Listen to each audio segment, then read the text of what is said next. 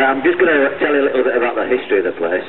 I don't want you to think for at least for half a minute that I'm going to go year by year, because we kick off at 3 o'clock. Okay, so year that I'm going to start with, I'm going to jump obviously a few years. Okay, but what I want you to do is, if you can just imagine it without any stands anywhere at all. You know the field, you know when you used to play football as a kid and you finished at school, you used to go kick a ball about on the local level. And it's just a field, no stands anywhere at all. So just let your mind go blank, and that will quick you out, lads. No stands anywhere at all. Okay. To confuse you a little bit further, believe it or not, in those early days we didn't own the land to the north, as we call it now. So originally the goals used to be, and I've pictures of them and all, believe it or not, down here near the tunnel, and over there at the eastern side. That's how the goals used to be. So that made, of course, Ellen Road, which is behind me, the original touchline. Okay, there was a touchline there and a touchline there. So it was that way.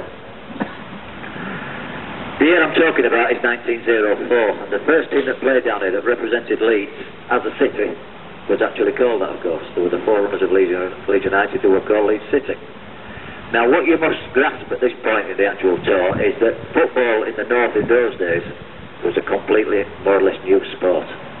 The north of England, and still is today in certain areas, was a rugby situation. Okay, rugby was massive, and as I say, still is in certain parts of the north. So getting people to come and watch this new game, where you've got 22 little Nancy's running about chasing this round ball about, okay, in those days. Don't kick me, but it won't like that, will it? But getting them to come was hard enough.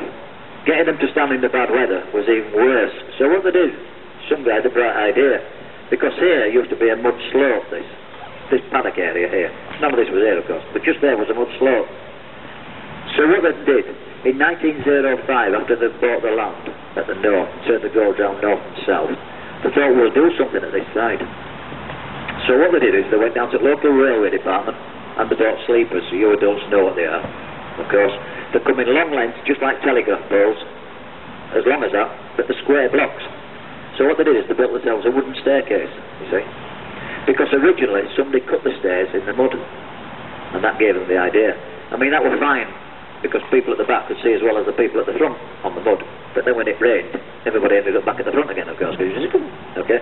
So they built this wooden staircase, they put a little wooden roof up to keep everybody nice and dry, and that was our first ever stand, 1905. Okay. Coming a bit further up through the Leeds City days, up to 1919, Leeds City itself was disbanded. Now, if you know anything about the club, you'll know why they were disbanded. I could talk to you for hours about it, because it fascinates me. But in the proverbial nutshell, of course, it was wartime. The government said, keep sport going, to keep people's minds off the war, but of course you can't pay people for playing sports because it was rationing time, okay? I checked up with the old records, and over the space of just 2 seasons alone, 2 full seasons alone, Leeds City used 78 different guest players, but they weren't allowed to pay players. Now, we only had 2 players left, the rest were fighting for king and country. So, what was happening is they were bobbing an 8-me in the boots. It was stated it was an 8-me, and it would buy them a jelly beer or a packet of cigarettes for coming and playing for us, you know, for the game. One of the players that were left that was an official footballer as far as Leeds City was concerned, it was due for his annual rise, and he went for his rise, and of course, you know what's going to come, he didn't get what he thought he was entitled to. So he wrote a letter to the Football League and said, Leeds City are playing players. The Football League has to see our books and documentation, Leeds City won't let them see them, and the inevitable happened. Everything to do with Leeds City was sold off at auction in Leeds, lock, stock and barrel. Everything was sold off. In 1919, they were disbanded, done away with totally. The only thing that survived the auction, believe it or not, was one footballer. There were scouts and managers from all of the clubs, and everything went, kit, equipment, but this one football. Could you imagine being that one footballer? I'm just thinking now to myself, somebody just bought the 4 corner flags for 50 pence, but nobody wants to buy Sean Gregan, you know what I mean? How terrible is that? Anyhow, it was estimated that there was about 3,000 Leeds citizens outside this meeting kicking up a fuss. And so the Football League said, alright, we may have been a little bit over the top doing away with Leeds City. It is a big club, it's not your fault what the officials have done. You are entitled to a football club. Have you got a body of people that can come back with a name? And 4 people went away, one of them being the old Lord Mayor of Leeds, had a little mini meeting and came back and said, we'd like to be called Leeds United. And that's how it worked. And we've been Leeds United ever since. I know it took nearly 3 weeks to start getting things together again, and a team together and everything. And as I say, we've been Leeds City. I've been Leeds United ever since. The point I'm getting to now, going through from Leeds United days, was that this stand that was built originally in 1905, which was that stand there, lasted until a terrible night in 1956, when due to 2 wires rubbing together up in the old roof, of course, which wouldn't happen today, as you know. These days, if your bulb blows at home, the fuse pops out. But in those days, it didn't, of course. They used to wear away, and it ignited, and it started a fire. The gentleman that's just sold the fish shop, believe it or not, his great-grandfather once said to me, we were talking about it all, and he said, you know, he said, I was the first one that saw it start. He said, I was going to bed on the night. If you look at the fish shop, when you go back out, his bedroom was just above it. He said, I was drawing the curtains, and I saw the smoke coming out of the old roof. He said, I just had time to put my long johns on, nothing else. That's his trousers for you kiddies. He said, I run over the road to knock the night watchman up. He said, by the time I got here, it was ablaze. And what's sad about it is we lost everything. And I literally mean now, everything. There was nothing left at all to do with Leeds United. At all. Kit, equipment, silverware, trophies, goalposts and nets that used to be carried on a night. Everything was destroyed. In fact, the fire was that bad. It scorched right the way, halfway across, and took all the grass off the pitch. It was that bad. Excuse me. So we were stuck. We had a game 3 days later, and we thought, what could we do? Well, we still had a training pitch at the other side of the ground, and we borrowed a strip from Bradford City, which is our sister club just up the road. The manager at the time, a gentleman with a very, very strange name, Wretch Carter, he ordered 30 pairs of boots to be made as soon as possible. In those days, believe it or not, the boots, of course, were handmade, and so not mass-produced like they are now. So he ordered 10 pairs of 8s, 9s and 10s, because just because you wore an 8 in those days, it might have been a 10 that fit you, because they were handmade. So we ordered the boots, and the game went ahead. So this is the oldest part of the stadium we've got. This is the West Stand. It's now named after our old knuckle, of course. It's now named after Big John. It's John Charles Stand. But it's the oldest part of the stadium, as I say, built in 1957. We have a problem with it. You can see what the problem is with it because of the pitch situation.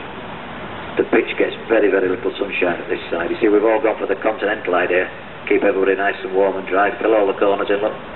But of course, we're not on the continent. We're not in Spain. You know yourself, when you're in Spain, all you do is turn your sunbed round every 2 minutes, don't you? The sun's always at 12 o'clock over here. It's not. It comes from the east, goes round past the south, and then drops down in the west. And you'll know yourself when you come to the games in summer. You can sit there at the front of the east stand there. As a kick-off like this, you can't see the game, and then as the game goes on, the cast of the shadow goes right the way up the stand. We've tried all sorts. We were talking pitch side while you were having your photographs there, and I was talking to a gentleman. We were talking about AstroTurf just off the pitch, but the Football League said no. Players running off its normal surface onto AstroTurf. If they have an injury, you're liable. We thought about glass sheets up in the east stand roof, where it's an HESCO to get the light, reflect the light back down. But the motorway's outside. If you blind one of the drivers, get in the soup. So we stuck with it. Even if we took this roof off, wouldn't do any good because the sun drops so low behind the stand, so you'd see the damage. We even put some translucent sheets. I'm not turning around, but in the south stand, just up the front of the south stand roof, you can see some light sheets where it looks like it's light in the roof, and that's to get some light down onto the pitch. The south stand itself, about 3 metres, the south stand pitch doesn't get any sunshine at any time of the year, irrespective when it is. So that's why we ask you just not to go on there. You can see the damage that the linesman's done already, look. And that's done, believe it or not, after about 3 or 4 games into the season. Never repairs itself. Look at the damage the substitutes have done this season, that side. And this is purely just with the teams running out, look. Even look where Gaffer goes. Look at the encroachment area. The damage that's done in there, and that's just him walking about. I know he's like a bull now and again, chomping at the bit like, but just now and again. So the damage is. If you went to the other side of the pitch is chalk and cheese to this side.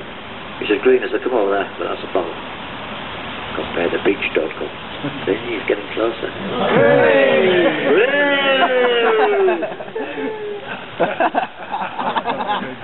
Don't laugh, that's me, don't forget. Hurry up!